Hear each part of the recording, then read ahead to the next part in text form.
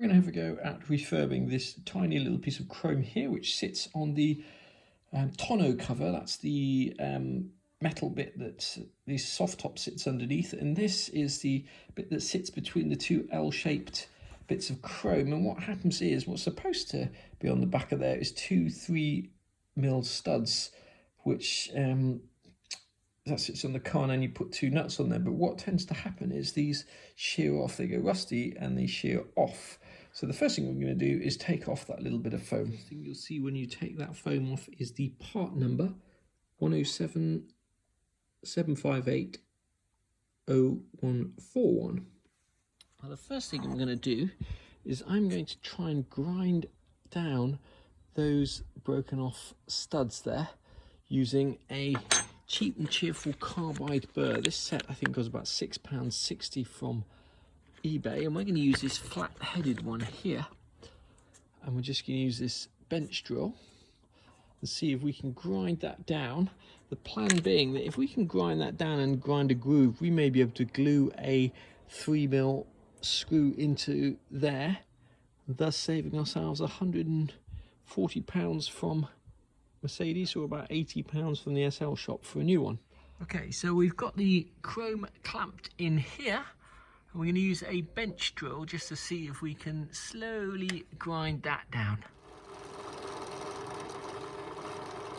Just to flatten off the head, and then we're going to use the hole punch here to try and put an indentation in there to get a drill bit in there. Hole punch, spring-loaded hole punch, puts a small indentation in there, and hopefully that'll be enough to guide a 2mm drill bit into there. Once we've drilled a little pilot hole with a 2mm and then a 2.5mm drill, we're now going to use the round carbide burr that comes in this set and see if we can drill it out like that in order to get a round head screw in there. We're going to glue that in. Just drilled two 3mm holes in this piece of wood with those screws through it, and what we're going to do is we're going to rest this on top of there like that with some JB Weld on top of the screw heads. JB Weld is pretty good for gluing metal together. I'm going to put a tiny bit of this JB Weld on top of these screw heads, fill in the Phillips cross with JB Weld, then cover it around the edge as well. You don't want to have too much of this stuff. We should have roughed up the surface of that screw with the benefit of hindsight. I'm hoping that the cross of the Phillips will give it enough purchase. Don't want to get any on the wood because we do not want to be sticking that piece of chrome to the wood. We just want to be pressing it down on there, letting gravity do its work. Just put a little bit in here as well. Do this one-handed, it's quite difficult.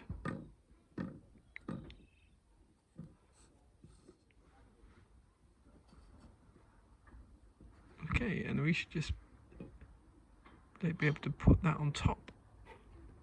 Whoops. We should just be able to put that on top. I'll do that off camera so I make sure I get it right. Goes to plan, we'll just be able to push those two screws out. They're not screwed into the wood, they're just pushed into the wood. Push them both out tomorrow, and the JB Weld should have bonded those two screws to that piece of chrome. Then we've got two washers, two nuts, and we'll be able to attach that to the car. Been gluing overnight. We've just pushed these two screws through and just got to push those through with a screwdriver and see how that looks. Cut these a little bit shorter, but we're just going to put some foam backing on there and see if it fits to the car. Now, the first thing to see is that the actual pins that we've glued in are the right distance apart, which they are. Now I think I'm going to have to cut those screws off because you can see that that is just slightly too long and catching on the rubber. So what we're going to do is take that out. We're going to just cut the end of these screws off, and by putting them through a hole in the wood, because we don't want any pressure on that joint there that we've just glued. The hardest, trickiest bit is getting these little 3mm nuts on without dropping them dropping them and without crossing the threads. See if we can do it just with our fingers. I could probably do it with my fingers. You probably could. Maybe it needs little fingers.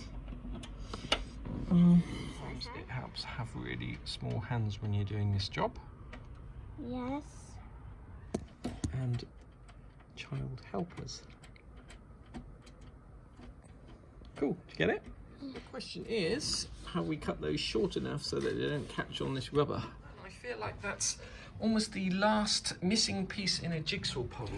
So our next challenge is to pull this car out of a field, or this field where it's been sitting for almost 10 years, and turn it into this car, which was sitting next to it for 5 years, and see if we can pull that off. So the plan is to take that car, strip it down, take everything off it, dip it, get all the rust removed, weld it, and it's going to need substantial welding, and then bit by bit restore every single part of it. It's a 450 SL, just like we've done with this car, every little part of it restored and bring it back to its former glory. And what's the last thing, Grace? Subscribe and hit the notification bell. Yes, don't forget to subscribe.